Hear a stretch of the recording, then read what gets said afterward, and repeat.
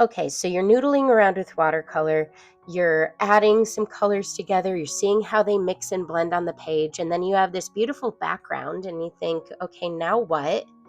That's what this video is all about. Hi, my name is Sarah, and in today's video, I'm going to show you how to take backgrounds and skies and in just a couple of steps, turn them into landscapes.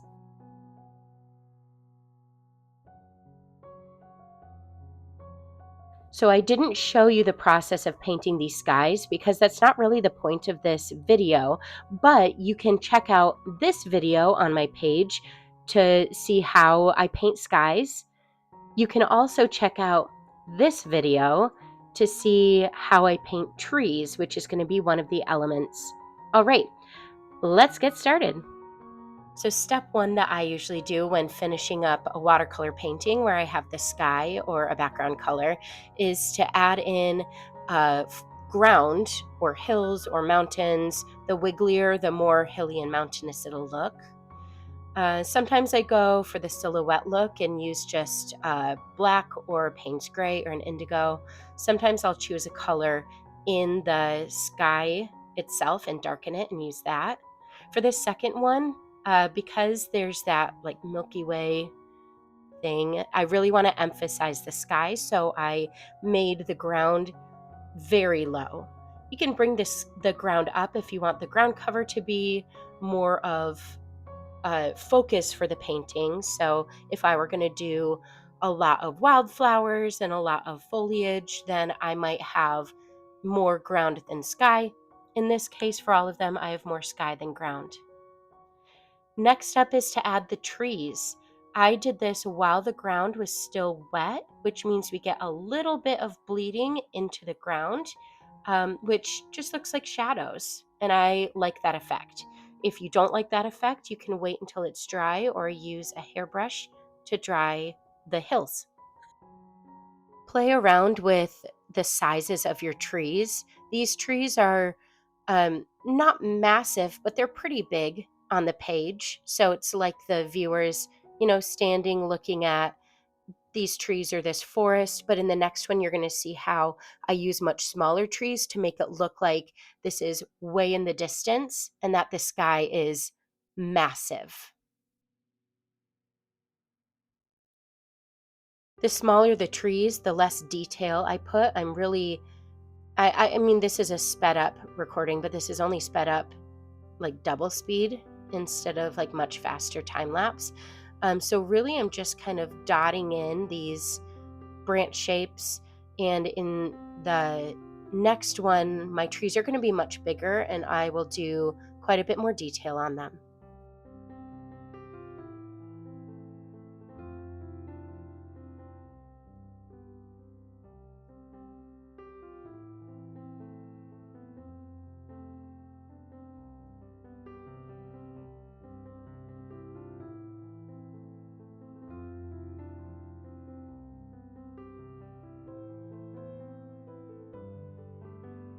I'm showing you 4 variations of this because I really want to emphasize the point that if you practice like step 1, step 2, step 3, you can have watercolor paintings that are really successful for you. Step 1 being some kind of sky. It doesn't need to be detailed. It doesn't need to include multiple colors. Maybe it's just you paint an entire square blue. Or maybe you leave it blank and you're like, okay, the sky's white. That's totally fine. Step 1, some sort of sky, make a decision there. Step 2, wiggly ground. Step 3, tree shape. And really like varying up the scale, varying up the colors that you use. These all look like vastly different paintings by the end, but really I followed step 1, step 2, step 3. This one I'm doing green trees, just, a typical sunny day. I kind of don't like how blue the green ended up being. I wish I had kind of done a warmer green, but oh well, still cute.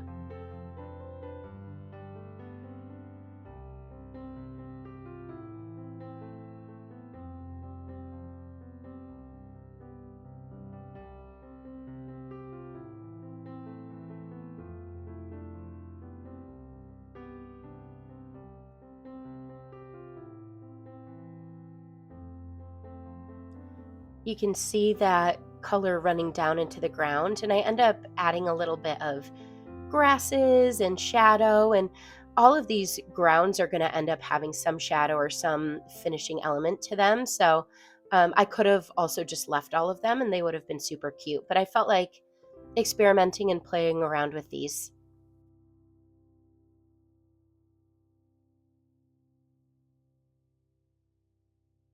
There are other finishing elements that you can choose to do. If you have a night sky, adding in stars, which I'll show you. If you have a winterscape, adding snow. And I don't show this one, but adding little V shapes and inverted V shapes for birds. I probably could have done that on the fourth painting, but I didn't do that.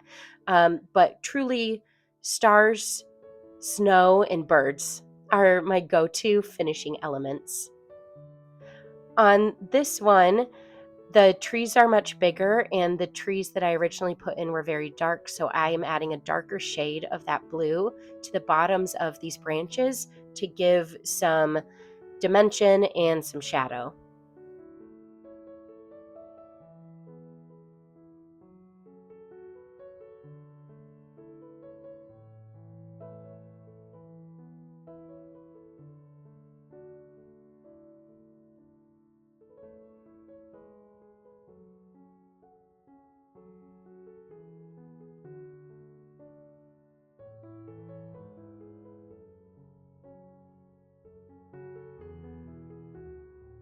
Now, for adding in snow for these two paintings on the left, unlike with shadow where I'm adding the dark to the underside of the branches, this time I'm adding white paint to the tops of the branches where snow has fallen.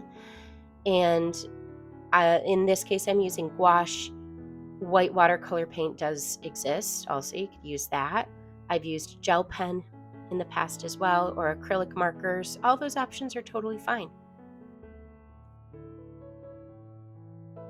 I'm trying to add some snow onto these hills, but the paint is still wet, so I'll eventually fix that.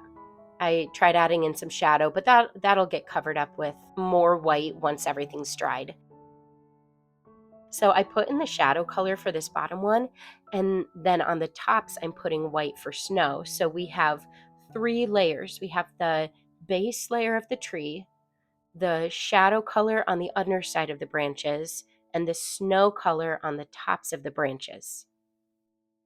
And with that white gouache, I am doing a technique called splattering stars.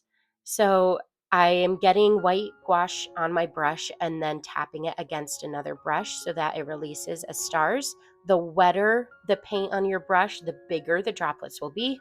The drier the paint on your brush, the smaller they will be. So it is a little bit about water control. And you'll see that when I add in some snow on the left side as well. Okay, I'm doing some darker shadow on these green trees and just adding some shadow underneath them as well, but that one's pretty much done. So let's go ahead and add in some more splatter for the falling snow.